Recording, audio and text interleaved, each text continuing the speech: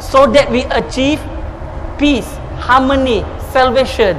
For an example, if you are driving a car, there is a signage showing this is end of the road, and after this there is a cliff.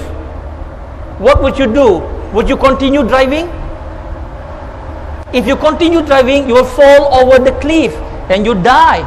So similarly, these are the guidance that God has given, not to benefit God, but to benefit us. When we worship, we serve God, is for our own benefit. If all the human beings worship God, God is not going to become any more powerful. If none of the human beings worship God, God is not going to become any less powerful. In the Quran, in Surah Yunus, chapter 10, verse number 99, God says, if God has intended all human beings to be believers, He would have done so. So are you going to force them? And God has also created the angels, for example. And the angels 100% obeys God. God can do whatever He wants. When God tells us to worship Him, it's not for God's benefit, but it is for our own benefit. I hope that answers your question. Thank you. Thank you, Brother Shah. And thank you to the questioner. We still have, okay, we still open this for those islands upstairs.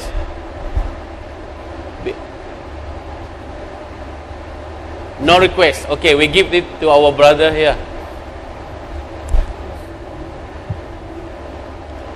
Good. Technical, please. Is it okay? Yes. Good evening, everybody. I am Mugabe from Mozambique, and my question is related to the Buddhist represented. So, first of all, I used to have that image before I came here that the Buddhism is related to the monks. So, I would like to know if Buddhism is related to the monks, what are their roles? And another question is, why does Buddhism relies more or emphasize more on ignorance? Is it all? Okay, thank you. Thank you. Okay, we proceed to IR Kiang to answer the question. Yeah, if I understand your question correctly, is what is the role of the monks? Is it? First question. Monk. Monks. Yeah. The second one is why is ignorance so important in Buddhism? Correct? Okay. Actually, Buddha, after his enlightenment, and he become a perfect one. That means he understands all the existence in this universe. And he has removed all the unwholesome element in the mind. That means there is no more greed, no more hatred, no more delusion, all this sort of thing. At the same time, he has perfected himself in terms of all the great virtues, loving kindness, compassion, respect, etc., etc. So, during his time, that was 2,500 years ago, he was able to actually preach the teaching and make many people to follow his path. But after his, they call nirvana, passing away, this type of knowledge has to be continued to be taught to the lay people. So monk is actually, I'm talking about a proper monk.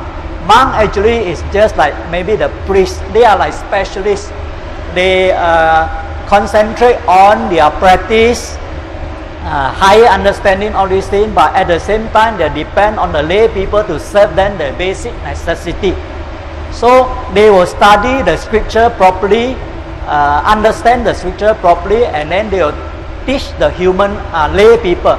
So as a result, actually the lay people and the monk form a community that they support each other. That's why that is the importance of the monk, because their work specialized in study, understanding, mental development of the mind. The second question of ignorance is, why it's so important in Buddhism is Actually, our birth in this samsara, they call imperfect world, according to Buddhism, the cyclic existence is due to two factors. One of the factors is attachment to our life. That means we want to live again, or we want to live longer. If still cannot, we want to live next life, etc. So the attachment to live is a very strong desire for human being. The second part is this desire to live is as a result of ignorance. We got fear of the unknown, all these type of things. So if we can conquer the ignorance, this is purification of mind. If we can conquer the ignorance, then actually we can progress further and further until when all the ignorance are gone, then we become perfect. Thank you, R. Kyang, for the answer.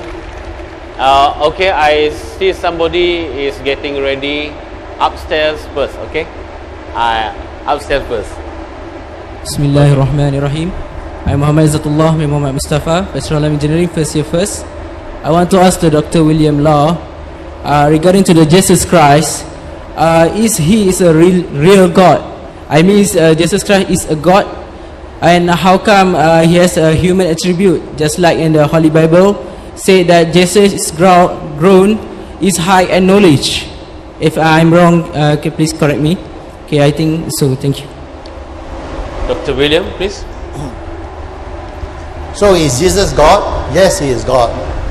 And in fact, I was also quite amazed at the knowledge, that he attained, because from the gospel that I read, so when I